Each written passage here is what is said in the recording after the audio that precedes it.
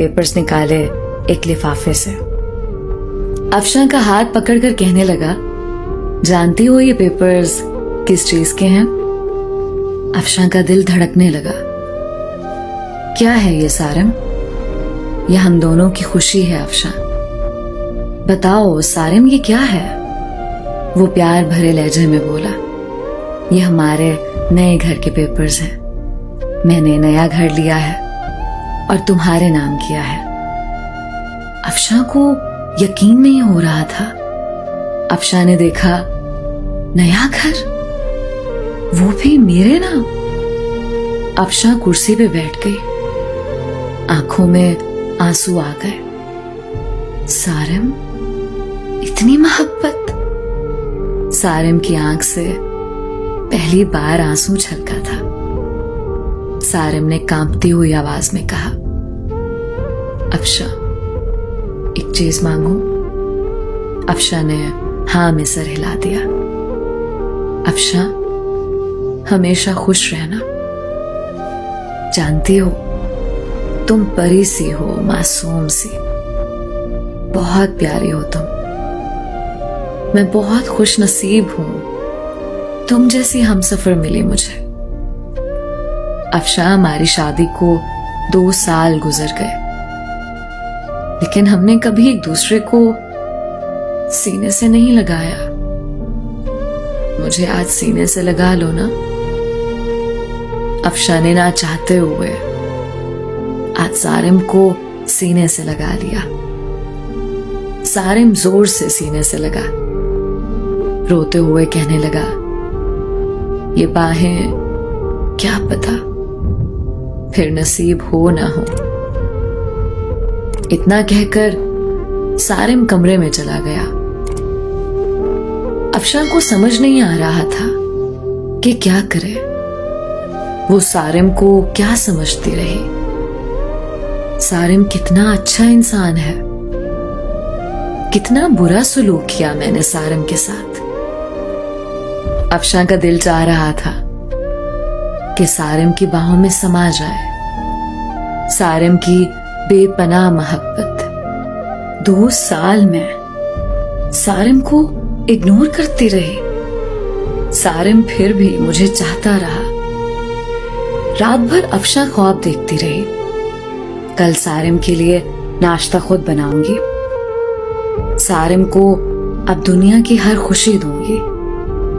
सारिम को अब कभी उदास ना होने दूंगी। रात बीत गई। अफशा उठी, नाश्ता तैयार किया, बहुत खुश थी। शावर लिया, सारिम के उठने का इंतजार करने लगी। काफी टाइम गुजर गया, सारिम ना उठा। अफशा कमरे में गई, मोहब्बत से आवाज देने लगी, सारिम उठ जाए, मैंने आज आपके लिए नाश्ता तैयार किया है। सारिम करवट लिए सो रहा था। अफशा ने मोहब्बत से सारिम को छुआ। देखा सारिम का जिस्म ठंडा पड़ चुका है। अफशा ने आगे बढ़कर देखा, सारिम के बिस्तर पे खून पड़ा था, मुंह पे खून लगा हुआ था। अफशा चीखने लगी, जोर जोर से आवाजें देने लगी, सारिम उठ जाओ, ये क्या हुआ है आपको? सारिम उठो ना। मोहल्ले वाले इकट्ठे हो गए, अस्पताल ले गए।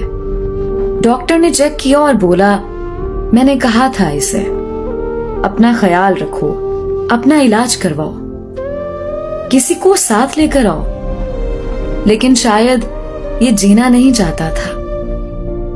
अफशा ने रोते हुए कहा, क्या था सारिम को? डॉक्टर ने एक आह भरी और कहने लगा, सारिम को पिछले 1.5 साल से ब्लड कैंसर था। शायद उसका ख्याल रखने वाला कोई नहीं था। मुझे अक्सर कहता था, डॉक्टर साहब मैं किसके लिए जीऊं? कोई है ही नहीं जो मुझे अपना कह सके। मेरे घर में मेरा इंतजार करने वाला कोई नहीं है।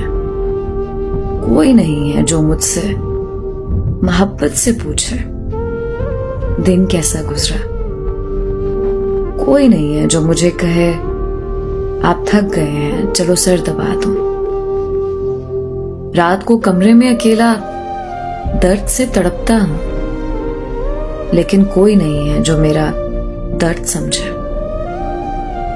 अफशा जमीन पे गिर गई। सारिम, ये क्या कर दिया तुमने? सारिम, मुझे माफ कर दो। सारिम, मैं पागल हो गई थी। सारिम, ना जाओ मुझे छोड़कर। सारिम, मैं मर जाऊंगी तुम्हारे बिना। सारिम की लाश सामने पड़ी थी, जो जिंदगी में अफशा की मोहब्बत को तरसता रहा। अफशा सारिम के चेहरे को हाथों में लिए चीख चीख कर रो रही थी, लेकिन शायद अब मोहब्बत का वक्त खत्म हो चुका था। सारिम हमेशा के लिए आजाद कर गया था अफशा को। दोस्तों, किसी के जज्बात से मत खेलो, किसी को इतना ना सताओ कि वो मर जाए। अपने हम सफर को सीने से लगाकर एक दूसरे को गाली देने की बजाय एक दूसरे को चूम लो। अना में मोहब्बत के लम्हों को ना जला देना। छोटी सी जिंदगी है, ना जाने कब बिछड़ जाए, कब मौत आ घेरे। मोहब्बत बांटते रहो।